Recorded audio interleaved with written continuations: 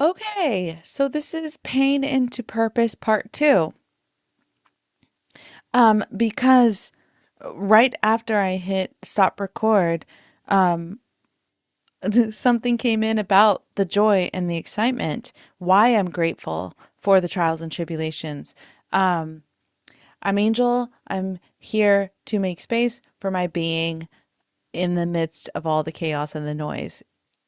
If you're watching this and you haven't watched part one, go back and watch that. This is going to be part two.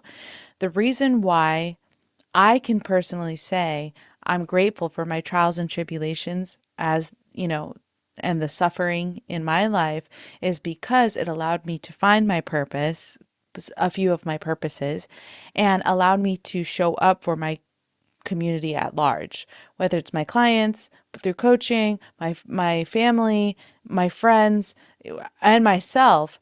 Um, and that was why the last video was so. I started it kind of giddy and kind of excited. And same thing with my client that I brought up in the last video. Um, Breathe. Oh my God. It's so good because the ripple effect that comes from us standing in our power, in our purposes. Now, for instance, you know, the children that are in her circle will always feel loved, will always be shown up for, advocated for, listened to, seen, heard, and understood. And that in itself is healing the next generation. And same, the way that I'm able to help people feel safe and vulnerable and allow them to, like when you sit at my table, I'm just a mirror and you're essentially having lunch with yourself. I'm here to reflect back to you who you really are and to empower you to hold space for your true essence and your true being. And by the time that people walk away from my table, they are reminded and they're standing firm in who they are in a healthy way. They're not um they're not sweeping anything under the rug. They're all rug. Excuse me, I'm stuttering. Okay. When you walk away from my table, you are in more alignment with your authentic self, your genuine, authentic self. You've accepted what has been. You honor and respect what is now. And you have belief in the positive possibilities of what's to come while not abandoning yourself, while being with yourself. And I pride myself in that work. I'm absolutely obsessed with it. In a world that is designed in a society. I don't know about the world, but here in America, all the systems that are currently set up, educational, medical, financial, all of the systems that are set up are meant to take you away from your most authentic self. Think about the educational system for a second. You start going to school, even preschool, sit down, shut up to get the gold star. And yet kids are meant to be playful and big and loud and explorative and curious, and it upsets everybody. And so from the very beginning, we're pulled away from our authentic selves.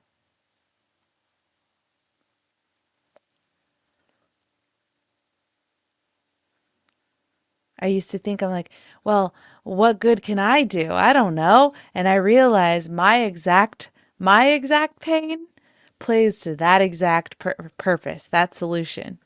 In a world, in a society that is designed to take you away from your authentic self, I have decided to take on a role that brings you closer to your authentic self. To truly tap in, turn on, and listen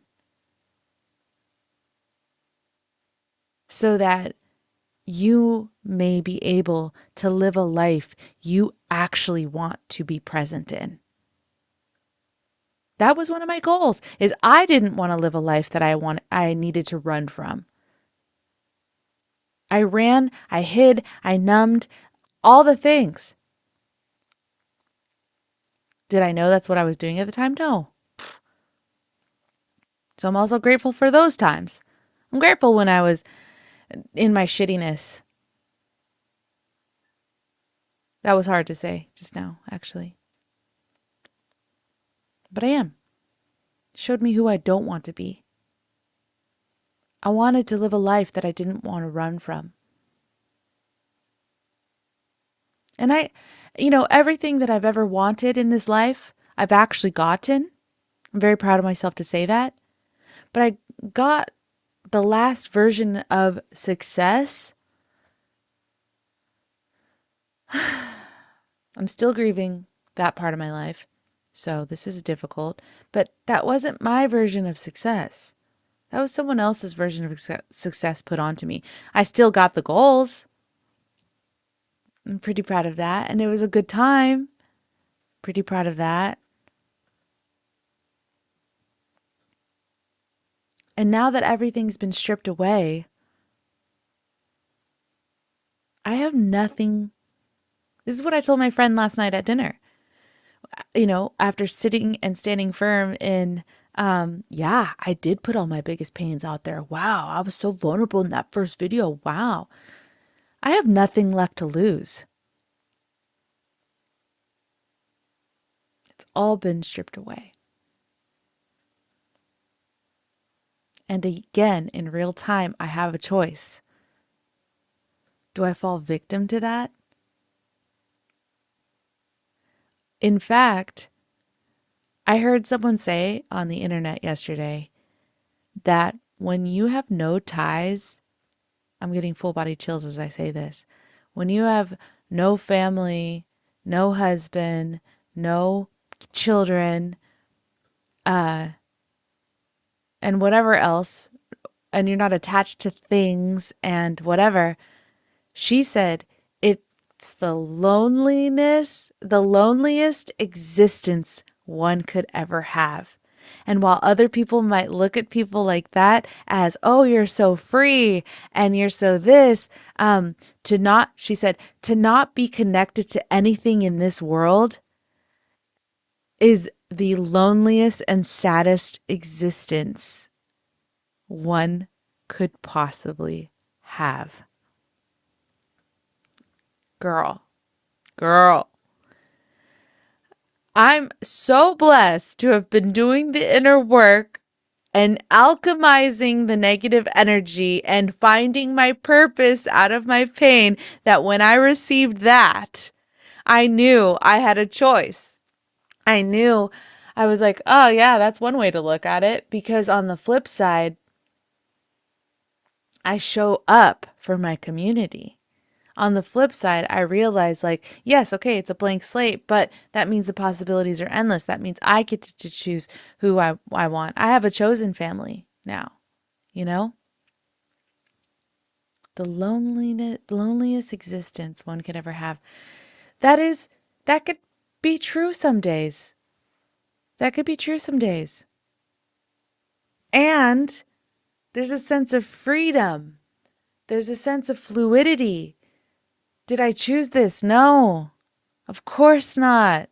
We're social creatures. We want belonging. We want connection. We want a soft place to land. We want people to see, hear, and understand us. We want to be supported. We need to be supported from time to time. But transmuting that energy, the loneliest and saddest existence alive, into a sense of freedom, a sense of freedom to choose who I want to be in the world, has magnetized a chosen family, an authentic way of living, a career that I absolutely love, taking steps and taking risks and stepping into roles that I know are going to bring forth magic. You see what I'm saying? I mean, I don't even see what I'm saying. It's not like I think about what I'm going to talk about on these videos. The giddiness that I feel from the process of turning pain into purpose is seeing the effects of what happens when you operate in that purpose, when you show up in that purpose.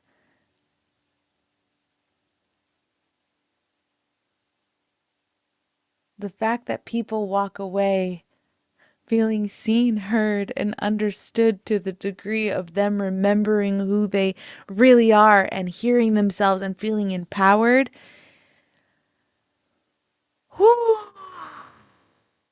I want nothing more. I don't need anything else. I don't need any of the things that I thought I needed. That's enough for me. And I'm enough for that. I am the girl for the job when it comes to this work. Because I did the work I'm doing. It's always a continuum, right?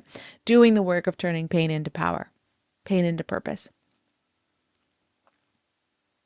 Again, I want to say, because this is starting to feel a little bit weird just talking to the camera, talking to myself in a room. I'm not though. I'm talking to you. That's it.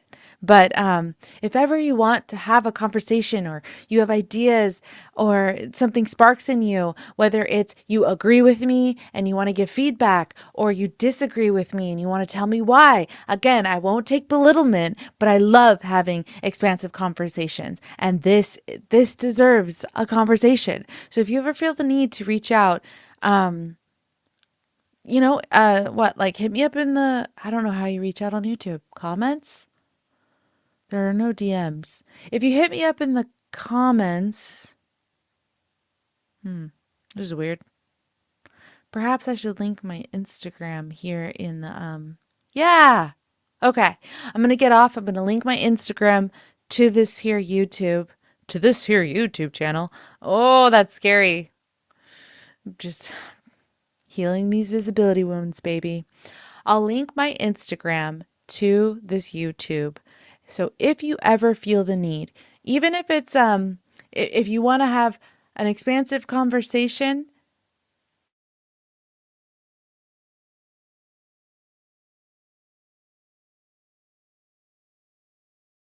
talk about that too, right? But I'm not here to promote. I don't know what I'm here for. I do. I stand firm, Angel. Okay. I'm going to link my Instagram, reach out, and we'll see what we can offer each other. Okay. Now, part 2 is done. Have a great rest of your day.